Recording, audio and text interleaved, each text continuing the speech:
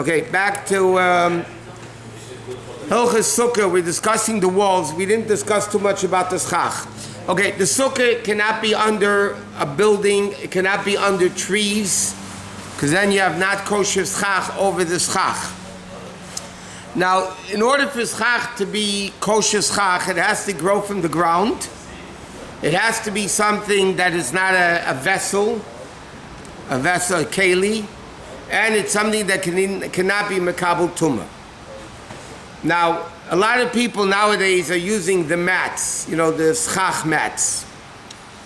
You just have to be careful when you use the schach mats that the mats should be leaning on wood, on wooden beams. Not very wide beams, but it shouldn't be held up by metal, and it shouldn't be held up by anything else, like even the metal strip. The schach needs to be laying on something that's going to hold up the schach. Because let's say a lot of the mats have metal in between the thin things. Now metal is not good. It's definitely not good as schach. The chatchila shouldn't be what's called maimed the schach. It shouldn't be holding up the schach.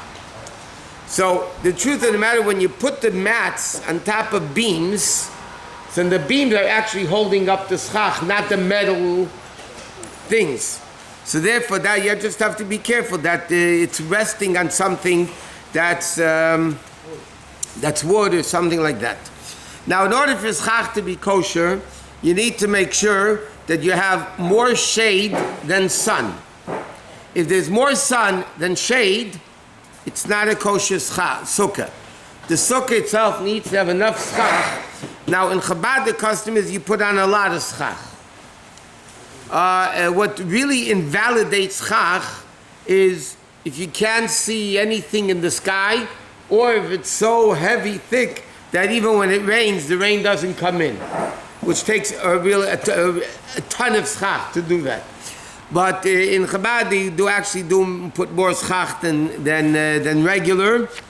Another thing you have to keep in mind, in the middle of the schach, you can't have open spaces.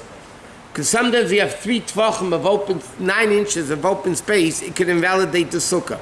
Or if it's a bigger sukkah, 4 tvachim would invalidate the sukkah. So you have to be careful when you make a sukkah that the whole sukkah is covered with schach.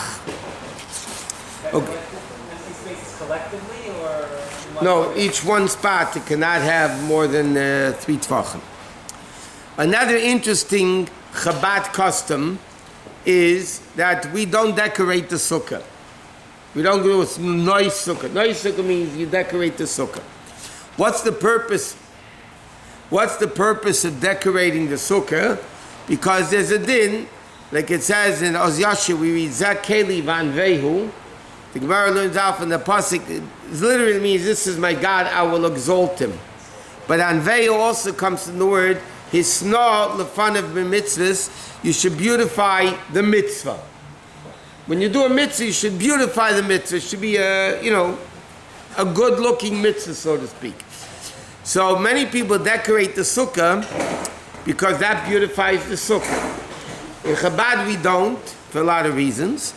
But one idea of it is that beautifying of a mitzvah means the mitzvah itself should be beautified, not something external beautifying the mitzvah. In other words, you want to have a beautiful sukkah, you build a beautiful sukkah, because then the sukkah itself is beautiful.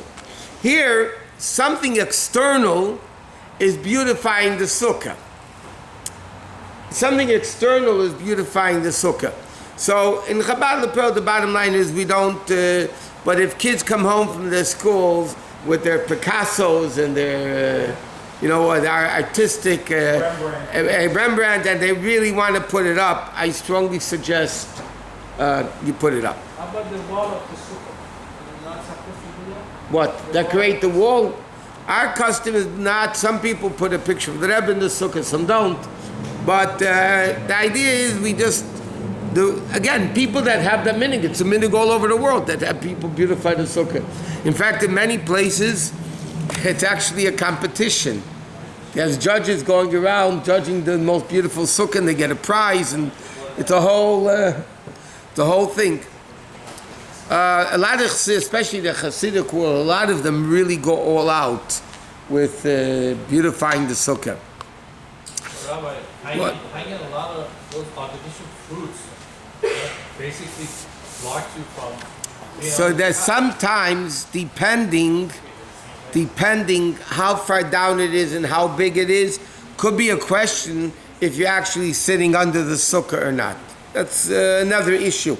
Not only that, what you beautify the sukkah with, the nice sukkah, is muksa all 7 days.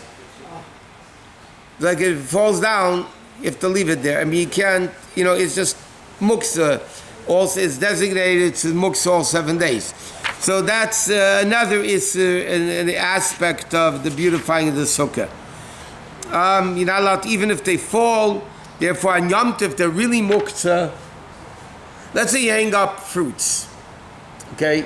Real fruits, like you hang up grapes or, clusters of grapes. You're not allowed to eat those grapes all days of Sukkot. Even if they fall down, you're not allowed to eat them.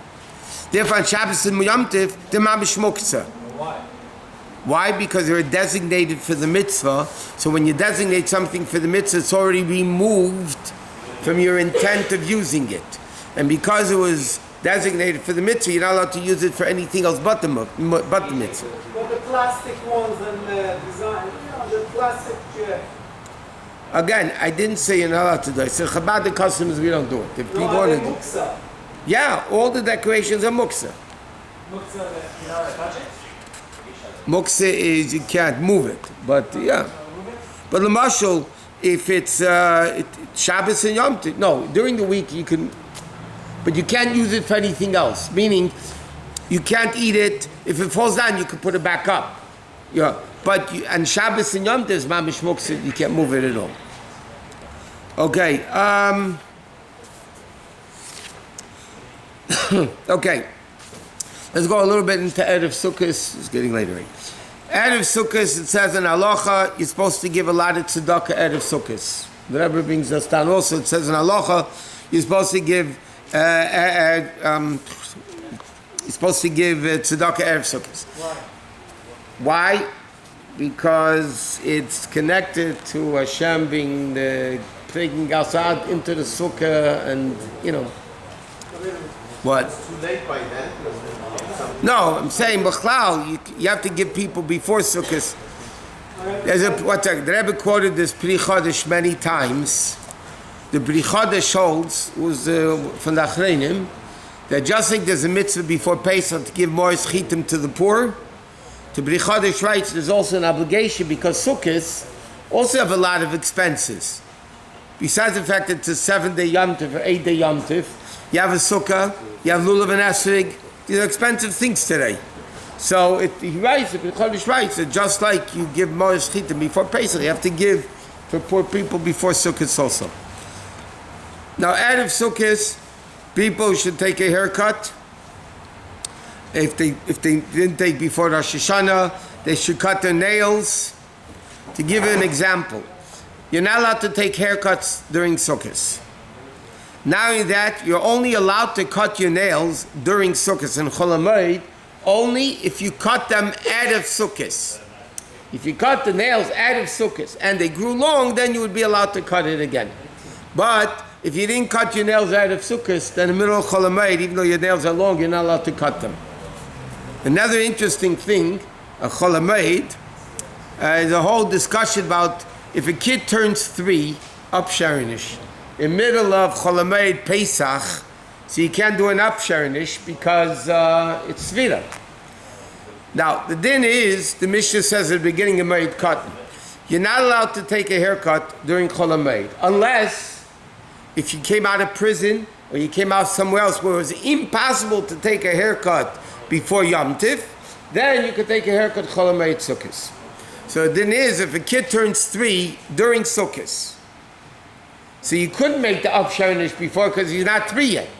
So then the din is, you're allowed to make an upsharinish for him during Sukkot, Chol HaMoed.